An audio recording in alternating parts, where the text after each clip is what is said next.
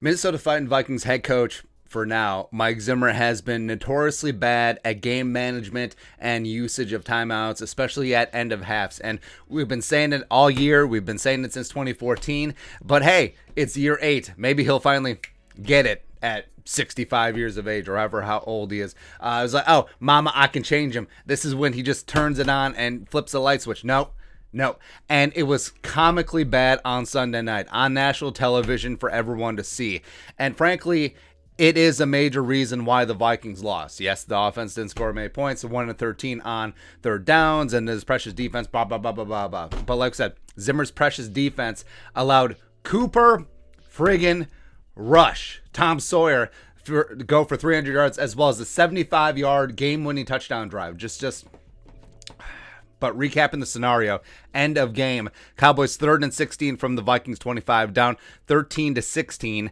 Zimmer takes his first timeout with 1:04 to go, which is fine. Get a stop, hold them to a field goal. You give Cousins 1 minute and 2 timeouts to get into field goal range, and then the Vikings win another cardiac game, just like Carolina, just like Detroit, blah. So I understand it there. But then, for some ungodly reason, he takes his second timeout in a row, defensive delay of game, which is a penalty you see once every 20 years, and then you lose that second timeout as well to add insult to injury. And then even worse, on 3rd and 11, Zeke takes like a 2-yard dump off, 15 yards, breaking 9 tackles and dragging 17 Vikings with him. Then you burn your final timeout, and then Cooper Rush hits Amari on the fade for the game-winning touchdown. Now, here is Zimmer's explanation in his post-game press conference. This is from our guy, Will Raggett, Sports Illustrated. On the timeout. Yeah, I screwed up. I forgot that I called one. Wow. I knew the play that they were running. It was really the same play they hit down the middle against us for the long touchdown. And someone said, call a timeout. And I did. The official wasn't supposed to grant it. They're supposed to. Anyway, it's not his fault. We ended up getting a 5-yard penalty. So there's so much to unpack here. First, I forgot that I called one.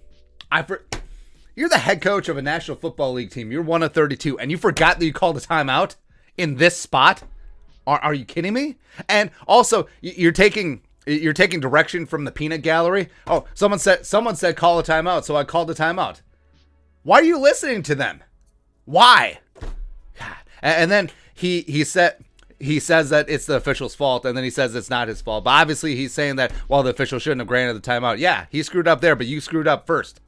Actually twice, because you forgot the timeout. You listened to someone just yell, hey, call a timeout. So if you're telling me that a fan in one of those dugout, high-pricey, posh suites just yells, call a timeout, you're like, timeout. Is that what's going to happen? My God. Like, how is that even an acceptable answer? If Zimmer was a first-year head coach with zero credibility in the bank, well, Zimmer's running out pretty fast, too. There's been a run on the bank, man. It's hyperinflation. But, I mean, if you're a first-year head coach, that's fireable. It is. Also, the end of the first half was a bit of a clown show as well. So the debacle where there's 13 seconds left and 1 timeout, Vikings couldn't get set to spike the ball or run a play or anything. No timeout was taken by Kirk. No timeout was taken by Zimmer. And it was just a kerfuffle. And it was just a perfect example of how the Vikings just never have any situational awareness in these high leverage spots where the great teams do.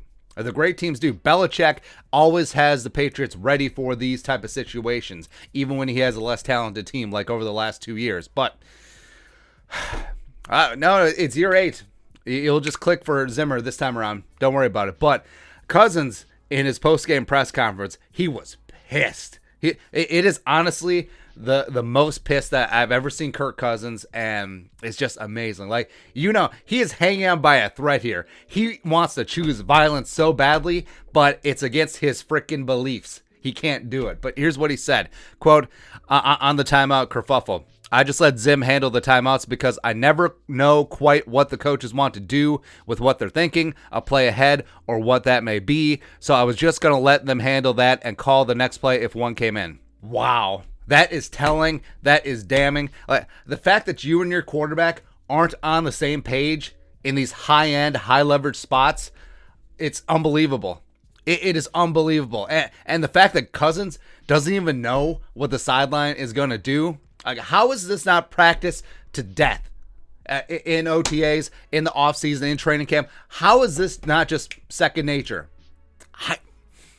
I just don't understand it, man. And again, this is a problem with having a defensive-minded head coach, because not only do you have Zimmer making the calls, but also you have Kubiak in Cousins' earpiece. So he's listening to Clint Kubiak talk to him about the play call. He's looking to the sideline. But if you have an offensive-minded head coach, it's one guy. It's one guy, as opposed to a triangle of authority here.